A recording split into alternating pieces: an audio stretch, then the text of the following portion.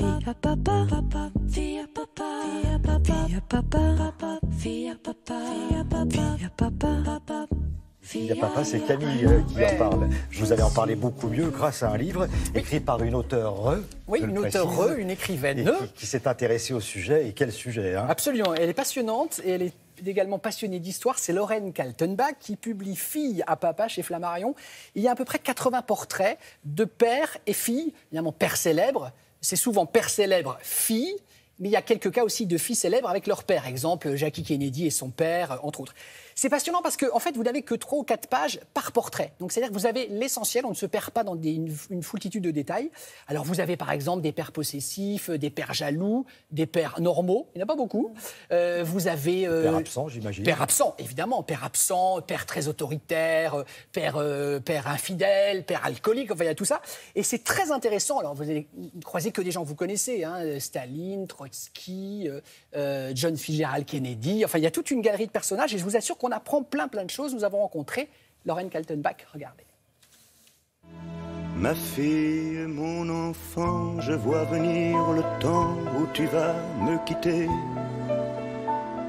Bonjour Lorraine. Bonjour. Commençons par une image qui a ému le monde entier, celle de Caroline et de son papa, John Fitzgerald Kennedy. Quel type de père était-il? C'était un père très attentionné, surtout avec Caroline, avec laquelle il avait un lien télépathique. C'était de loin sa chérie. Lorsque son père est assassiné, elle a 6 ans. Elle est très jeune. Très jeune.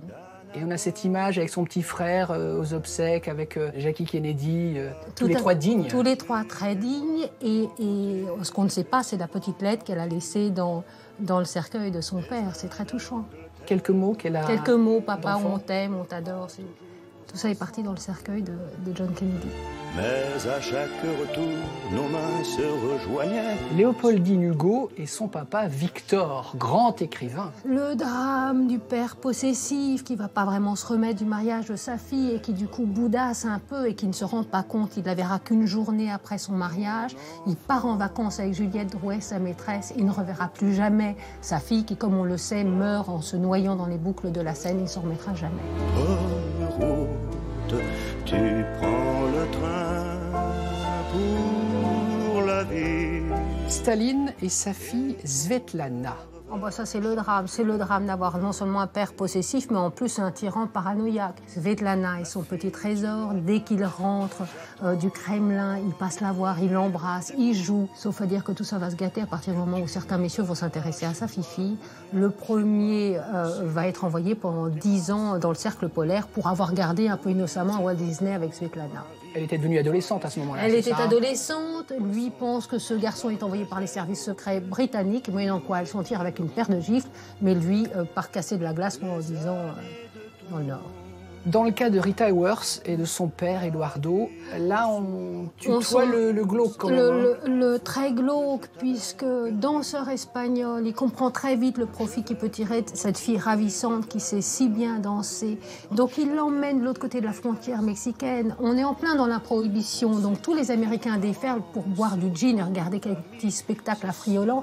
Moyennant quoi, elle fait 20 spectacles par semaine, et quand il rentre le soir, quand il ne la viole pas, il la tabasse. Et ainsi débute sa carrière de femme-objet et sa carrière de marionnette entre les mains des hommes, puisque tous les hommes de sa vie vont la traiter à peu près comme ça. C'est une vie tragique de cette femme qui mourra d'une Alzheimer précoce. C'est le triste destin de cette femme charmante et très gentille. Pour conclure, si vous deviez me citer quelques pères, entre guillemets, épouvantables, pas terrible, minable, vous me diriez qui?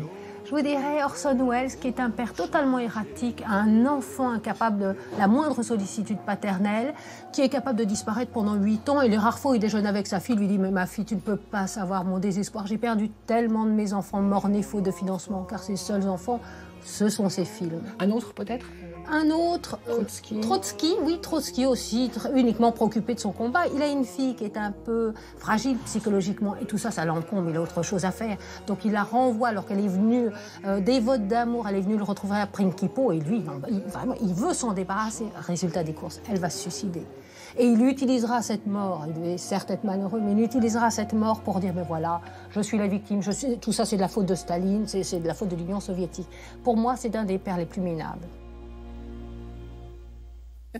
Au moins, ça, c'est fait. Staline, c'était pas facile non plus, non, d'après ce que j'ai pu Bah comprendre. non, le fiancé de sa fille, il a dragué la fille de Staline, 10 ans à casser des glaçons dans le Grand Nord, quand même. Hein. Donc, choisissez, enfin, faites gaffe au papa de votre fiancé, quand même. Prenez quelques renseignements avant, quand même, avant de demander à une entrevue, vous savez, les gants blancs et la demande en mariage. Quand Ah même. ouais, parce que j'imagine, mais si, mais fais-moi rencontrer ton père, C'est écoute. terrible. Vous avez vu comme elle parle bien, Lorraine? C'est exactement dans ce livre, c'est ce ton-là, c'est une liberté. Je trouve c'est comme une discussion avec elle en tête-à-tête. Le marquis de Sade, d'un mot, le marquis de Sade, il avait une fille qui était très très laide. Pardon, mais et donc il le disait. Il disait par exemple, je vous assure que ma fille est tout aussi laide que je vous l'avais peinte, tant pour l'esprit que pour la figure. C'est tout bonnement une grosse fermière.